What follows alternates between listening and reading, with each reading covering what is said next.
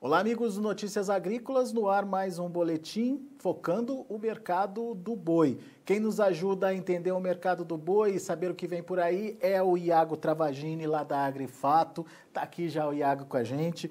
A gente tem duas vertentes aí para serem analisadas. O que está acontecendo no curto prazo, nesse atual momento, e o que pode acontecer lá para frente, principalmente, com uma certa mudança no cenário aí, a gente vai explicar isso ao longo da nossa conversa. A gente já tem preços melhores no mercado futuro, a gente já tem aí uma relação de troca, pelo menos em relação à dieta, um pouco mais favorável. O Iago vai explicar direitinho para a gente isso na sequência. Mas antes, Iago, eu queria começar te perguntando do mercado físico.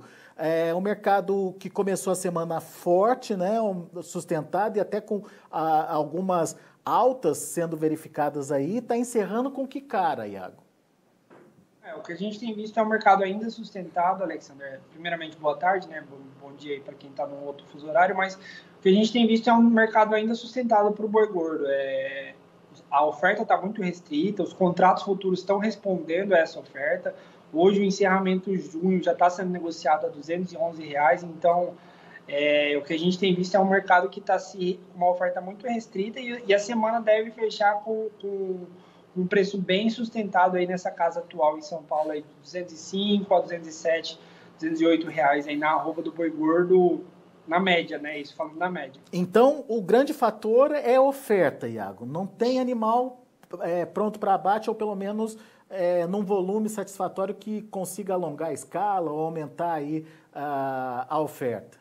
Exatamente. O que a gente tem visto é que a oferta está muito restrita. Esse ano, já nos primeiros 3 meses, não tinha pandemia, a pandemia não afetava os frigoríficos não estavam fechados. Nesses primeiros 3 meses, a gente já teve uma redução de 9,2% no volume de animais abatidos. E depois disso, a gente teve abril, que foi um mês que teve frigorífico fechando por conta de pandemia, ajuste de oferta. Maio, a gente teve de novo outro mês que foi mais fraco, pelo menos nos dados preliminares. Então, está faltando animal. A gente já trabalha aí com uma redução de 10% a 12% aí no número de animais abatidos nesse ano de 2020, o Alexandre. Então, a oferta vai continuar bem restrita esse ano. Aí no Mato Grosso já tem, inclusive, um percentual já de redução em maio, se eu não me engano, não é isso, Iago? Exatamente. Se comparado, assim, maio é normalmente o mês que a gente abate muito animal aqui no Mato Grosso. É um mês de safra, é um mês que tem vacinação. O produtor, normalmente, ele descarta os animais que ele tem que descartar. Só que esse ano, comparado ao ano passado, a gente já tem uma queda de 12% no número de animais abatidos. Então, é um valor, assim, a se considerar como bem forte, assim, na queda de animais abatidos, porque é um mês de safra, entendeu? Então, a gente pode trabalhar aí nessa faixa de 10% a 12% no Brasil, justamente por conta desse cenário já antecipado, assim, de certa forma, no Mato Grosso, que é o maior produtor do país, né? Algum risco de aparecer alguma oferta daqui para frente, Iago? Assim, acho que não mitiga 100% a gente não está 100% livre de aparecer alguma oferta. O que pode acontecer é que normalmente acontece julho e agosto virem alguma coisa aí de animais de suplementação a pasto, aquele animal que ele é engordado com milho, assim, ele recebe esse milho no período final para dar um acabamento e ele chega no abate nesses meses de julho e agosto. Pode ser sim que apareça, mas ainda assim a perspectiva é que com o milho, quando esse animal começou lá, o milho estava R$ 35, R$ 40 no Mato Grosso, 50, R$ 60 em São Paulo, esse animal talvez não tenha sido tão produzido, entendeu? Então, mesmo que ele chegue, aumente um pouco a oferta, a perspectiva é que seja menor que o ano passado e a oferta vai continuar, a previsão é que a oferta continue restrita, Alexandre. E essa oferta restrita, ela vai justificar uma continuidade nas altas ou precisa de outros fatores aí, por exemplo, incremento de demanda? Ela é de certa forma, acho que um dos principais fatores que segurou junto com a demanda chinesa nesse primeiro semestre, ele foi um dos principais responsáveis para que a gente não visse a arroba cair em plena safra, que era uma coisa que o mercado, de certa forma, a gente de certa forma esperava, que durante a safra normalmente o boi cai, e nesse ano, aparentemente, a gente já está em final, caminhando aí para meados de junho, e até agora a gente não viu cair, a gente viu subir. Então, assim, a gente pode ter esse cenário, mas eu acho que provavelmente a gente não vai ter esse cenário tão no curto prazo aí, Alexandre. Mas e a demanda? Pode ser incrementada ou pode ser um fator aí de incrementar esse preço da arroba? Assim, o que a gente tem visto existe uma demanda reprimida. Senão as pessoas estão indo aos shoppings, os shoppings estão reabrindo, as coisas estão reabrindo e as pessoas querem consumir. Quem tem o poder de compra, de poder consumir, eles estão consumindo por conta dessa demanda de 3, 4 meses reprimida aí de não consumo, de certa forma, de um consumo diferente. Já viu o que aconteceu na 25 aí, com a abertura do comércio em São Paulo, né? Existe uma demanda reprimida. Essa demanda reprimida pode sim justificar uma melhora no mercado interno de carne. As pessoas vão querer, vai voltar churrasco, vai voltar comércio. Quando voltar, né, 100%, vai voltar churrasco, vai voltar churrascaria. Então, assim, a gente tem uma demanda reprimida muito grande. Quando voltar, vai ser um boom assim para o mercado. Agora, resta saber quando a gente vai ter essa volta, né? Então, e se sustenta, né? Porque, teoricamente, a gente entra num cenário de economia também meio combalido ali em função da taxa de desemprego, né? Fragilizado, mas com a oferta da maneira que está, apontando do jeito que está, de uma redução de 10% a 12%, mesmo com a demanda interna combalida que a gente tem visto aí, bem fraquinha, bem fragilizada, qualquer demanda nova pode fazer a diferença, né? Exatamente. A demanda externa chinesa é importante, a China está comprando muita carne, a gente já fala aí de 10% a 15% da nossa carne produzida nos últimos 2 meses foi para a China. Então, eles estão segurando o mercado de certa forma. Então, se entra uma demanda interna que está reprimida e volta com força, a gente pode ver, sim, o preço avançar ainda mais nesse médio prazo aí até o final do ano. Você citou a China. Esse imbróglio que está acontecendo agora, essa tentativa de renegociação dos contratos, enfim, pode ser um limitador ou não? A China não tem outra fonte com volume, enfim, com pronta entrega que nem o Brasil nesse momento, Iago? É só uma questão pontual de ajuste aí, de acerto de contas entre compradores chineses e frigoríficos e a gente vai ver o comércio andar normalmente? Então, Alexandre, o que a gente tem visto a China sofre com um problema grande de abastecimento de proteína animal. Querendo ou não, a peste suína africana tirou quase 20 milhões de toneladas aí de carne suína que eram produzidas até 2, 3 anos atrás, entendeu? Então, eles precisam repor essa proteína animal interna para não sofrer com desabastecimento e escolher. E não à toa, você não vê as exportações norte-americanas dos Estados Unidos para a China de carne suína estão nas máximas históricas. Aqui no Brasil também, a gente exportou muita carne suína no mês de maio, foi o maio o mês com o maior volume exportados e foi frente ao recorde que a gente tinha lá em março de 2020, foi 40% a mais. Então, a China está comprando muita carne. E com esse vácuo, eu acredito sim que a China ainda vai continuar demandando. Eles vão renegociar. Os chineses têm esse padrão de negociação um pouco diferente. Eles compram, eles renegociam. Aí eles veem que o dólar cai, eles querem renegociar. Eles estão com um estoque de curto prazo bem preenchido. Eles voltam e querem renegociar preços. Então, assim, é um padrão de negociação deles, é bem particular. Tem muito frigorífico sofrendo com isso, principalmente os pequenos que não têm caixa. Então, assim, o que a gente vê é que vai continuar esse tipo de negociação, vai continuar a assustar o mercado, mas eles têm uma forte necessidade de preenchimento de proteína animal. E não há outros países assim com um grande volume a ser produzido, a ser entregue, pelo menos não no curto prazo, entendeu? Eles precisam comprar de alguém. E o Brasil é um dos principais players. E qual o potencial de alta nos preços da arroba que a gente tem, Thiago? Eu sei que é uma pergunta complicada, difícil, mas, enfim, imaginando que tem aí uma oferta ainda restrita, que tem, historicamente, um crescimento das exportações, principalmente das compras chinesas, para acontecer até novembro, e que tem uma possível, mesmo que seja lenta, retomada da demanda interna, é um cenário que é positivo para os preços, né? Sim, o que a gente vê é justamente isso, Alexandre.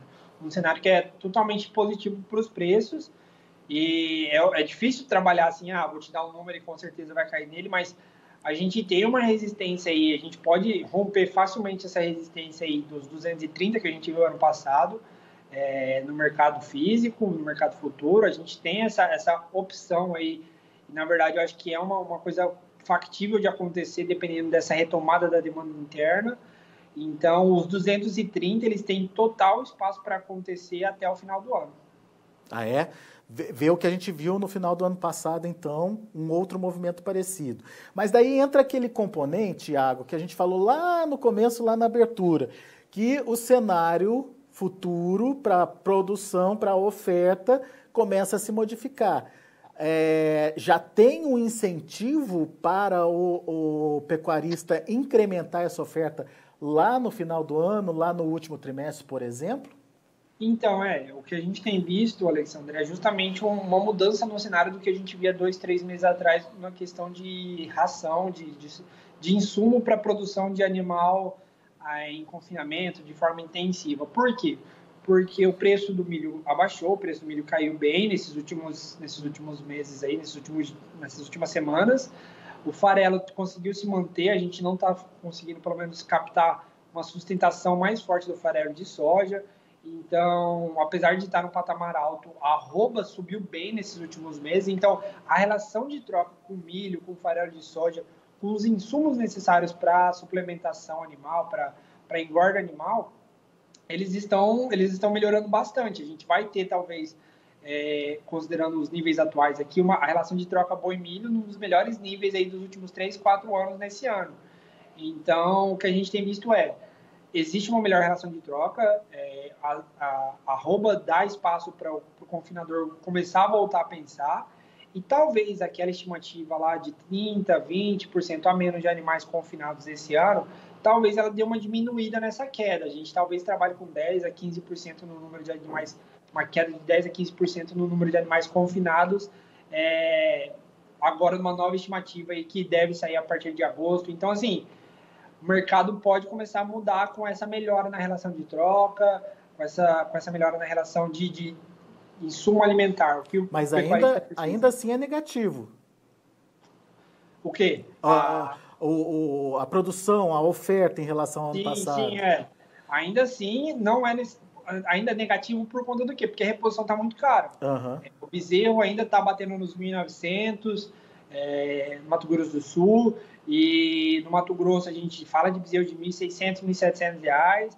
Então, por conta disso, Alexandre, é uma conta que ainda é difícil de fechar. Mesmo com arroba 210, 220, o pecuarista paulista que compra o bezerro a R$ 2.000, R$ 1.900, ele ainda sofre para botar o pré para dar a ração e ainda assim conseguir tirar um lucro desse animal. Então, por conta dessa reposição bem cara, da falta de oferta de bezerro, a conta ainda é negativa. O número de animais confinados ainda deve ser negativo esse ano. E não só pelo preço, por achar esse animal também, né, Iago? Exatamente.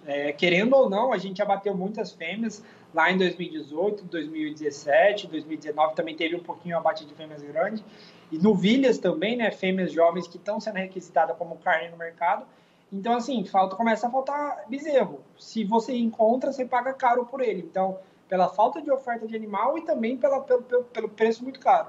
Ou seja, temos um cenário promissor, aliás, com cenários menos promissores e mais promissores, mas, no entanto, positivos, né? Sim, exatamente. Um cenário, pelo menos na nossa visão aqui, um cenário positivo, Alexandre. Muito bom. Vamos acompanhar de perto toda a evolução aí. Iago, obrigado pela participação aqui com a gente. E volte sempre, meu caro. Nada, que isso. É uma oportunidade aí que você dá pra gente. Muito obrigado, Alexandre. Valeu, um abraço para você. Até a próxima. Até a próxima. O Iago Travagini, da Agrifato, conversando aqui com a gente, trazendo cenários otimistas aí para o segundo semestre, principalmente em termos de preços para a arroba do boi aí. São cenários diferentes, obviamente, mas que são positivos, tanto o menos promissor quanto o mais promissor aí são positivos para a pecuária. Então, vamos ficar de olho nas possibilidades de ganhar dinheiro aí no segundo semestre, portanto. Vamos aos preços, vamos ver como estão as negociações lá na B3, Mercado Futuro, quais são as indicações. Você acompanha agora comigo na tela. Junho subindo bem, 1,10%. A R$ 211, olha aí o junho, né, o primeiro vencimento. O julho, 209,45, também com alta de 0,72%.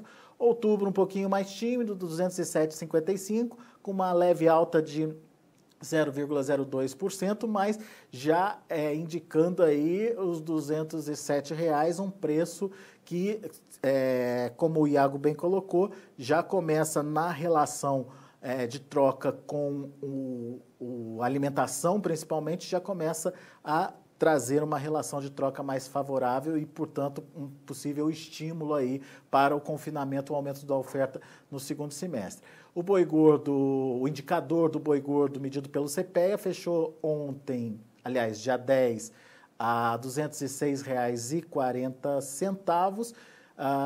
Portanto, em relação ao último fechamento, não teve aí alteração. Mas assim que o indicador for divulgado logo mais a partir das 6 horas da tarde, a gente coloca aqui no site para você acompanhar a variação desse indicador também aqui no Notícias Agrícolas. Combinado? A gente vai ficando por aqui. Agradeço muito a sua atenção e sua audiência.